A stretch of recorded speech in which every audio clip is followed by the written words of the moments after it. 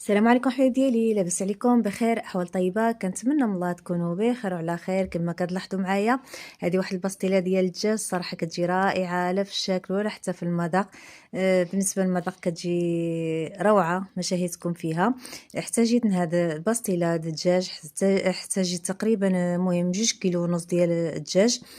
المهم جبت انا 2 دجاجات، يعني تقريبا 3 كيلو فيهم اللي كيتنقاو، داكشي كيبقى 2 كيلو ونص. المهم رقدته في الملحه والحامض. ومن بعد ملي استقطر عملت له واحد التتبيله. وبالنسبه للبصله جيت 2 كيلو ونص د البصله. التتبيله اللي عملت لها الدجاج، عملت الابزار، السكنجبير، الخرقوم، مليحه، السمن، زيت الزيتون، وهذا والعطريه ديال المروزيه الدجاج. عملتها في المهم شرملتهم تقريبا ساعه المكانه ولا بيتهم ليله كامله. من بعد عملت 2 كيلو ونص كما قلت لكم البصله قطعتها بداك الشكل، والعويد القرفه، وثلاثه الحبات المسكه الحره. وبالنسبه للوز عندي هنا نص كيلو. من بعد ما فسخته نشف، قليته. وغنحتاج هنايا 8 البيضات اللي غادي نعملها من ديك العقده د البصله. من بعد ما يطيب الدجاج غنحيدو ونخليه يقطر، ومن بعد غنفتتو وغنخلي ديك البصيله حتى تشرب.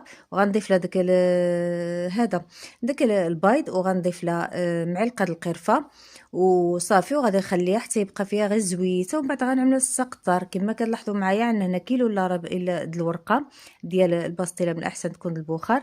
هذه هي البصيله اللي عملت. ضفت لها انايا من بعد ما بردت المزهر، وهذا هو اللوز ضفت له انايا المزهر والقرفه وديك الزيت اللي استقطرنا من البصله، باش يجي معلك وكيجي بنين. والدجاج كيف ما شفتوا حتى هو من بعد ما فرتته يعني قطعته، ضفت له شويه من هاد الليدام اللي استقطر من البصله باش كيجي معلك ما كيجيش ناشف.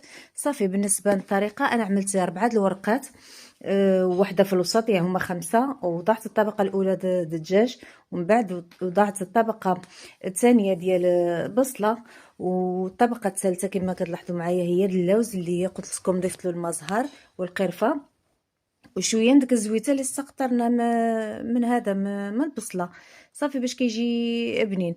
صافي من بعد غادي نجمع ديك الورقه، غنضيف واحد الورقه اخرى، ومن بعد غادي نجمع ديك الورقه، ومن بعد غادي نضيف 3 د الورقات باش كنلمط بها بهذا الشكل هذا. ومن بعد غنعمل واحد تزيين بهاد 4 د الوريقات بحال شكل لاصو هكذا. صافي وزينت انا باللي حضر عندي كما كتلاحظوا كان عندي اللوز ايفيلي وبيض السمان وسكر صقيل والقرفه. صافي هذا التزيين اللي عملت انا. كنتمنى ان هاد البسطيله تعجبكم. ما نساونيش من لايك